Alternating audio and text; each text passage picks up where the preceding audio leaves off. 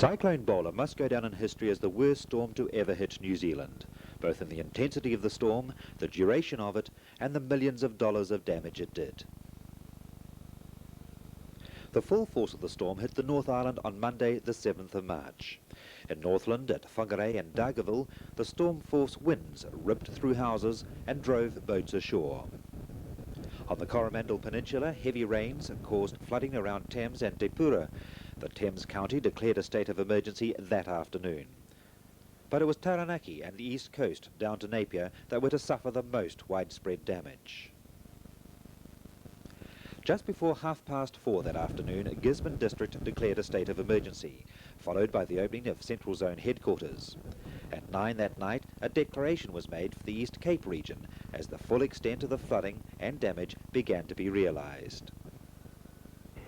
On the west coast around New Plymouth and to the south of the city at Oakura and Okato, storm-force winds were starting to lift roofs and disrupt power and telephone systems. The damage continued throughout the night.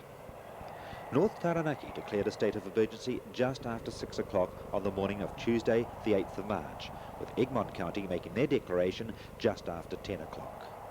By this time, the damage in Taranaki was widespread, roofs blown off, roads blocked with fallen trees and blown debris, and power and telephone lines down right throughout the area. By the end of the day, 437 houses had lost part or all of their roofs.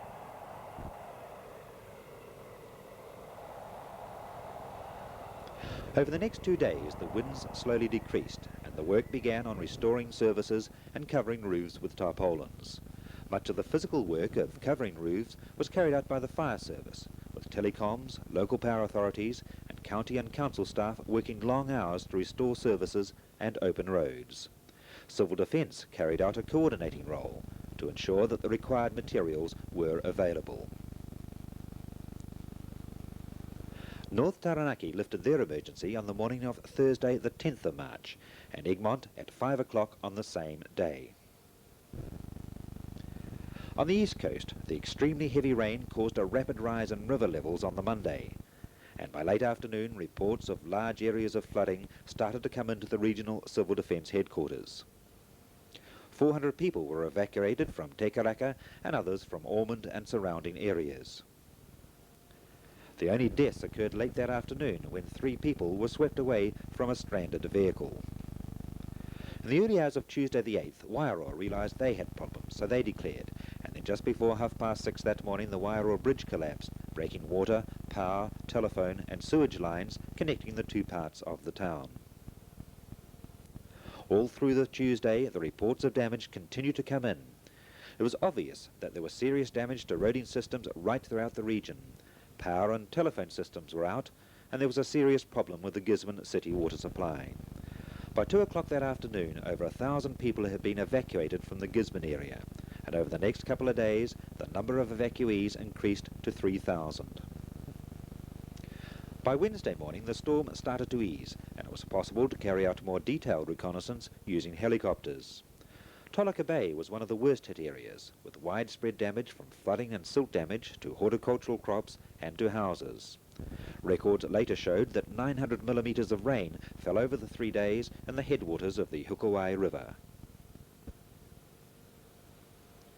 The Civil Defence Organisation was now into full swing. It was obvious that many communities and families were totally isolated and would be for some time. Procedures were set into place to get essential supplies and food to these people, and in the majority of cases, helicopters were the only way to move the supplies. At this stage, Gisborne was totally isolated, and all essential supplies from outside the region had to be flown in. The roading situation at 4 o'clock that afternoon was as follows. Highway 35 from Hicks Bay south to Gisborne was impassable in many places because of slips, washouts, bridges down, and in many other places passable only with 4-wheel drive vehicles. State Highway 2 from Opotiki to Gisborne closed by slips north of Te Karaka and flooding to the south. State Highway 2 from Gisborne to Napier was closed by slips just north of Napier, and the only way past Wairoa was by using the rail bridge. Highway 36 was closed by massive slipping. And the rail link south was also blocked by slips and the collapse of the rail bridge south of Gisborne.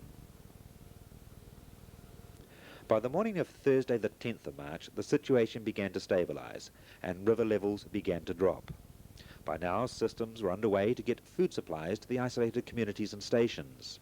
Bulk food supplies were going to the main towns up the coast, where they were split up for further distribution. And on the reconnaissance flights, basic food packages were being dropped off at the isolated stations. Radio broadcasts instructed people that wanted assistance to place a white sheet on their lawn. And as well as giving food, information was asked for on the condition of other people in their locality. Fuel supplies for the helicopters was initially a problem, and during that first week, HMNZS Monowai was used as a floating refuelling station. By now, clean-up operations were starting as people were allowed back to their evacuated homes. Silt and completely ruined possessions had to be cleaned from inside the houses and buildings, and a start made on clearing silt from gardens and roads. Attempts had to be made on recovering horticultural crops, which at the time were ready for harvesting. Dead stock had to be disposed of. And a start was made on clearing the hundreds of slips that blocked roads. A start was also made on assessing the costs of Cyclone Bola, and on the Thursday afternoon, the government announced the appointment of Mr. Jock Mackenzie as Disaster Recovery Coordinator. Cyclone Bola lasted for 3 days, but the effects of the cyclone will be felt for many years to come.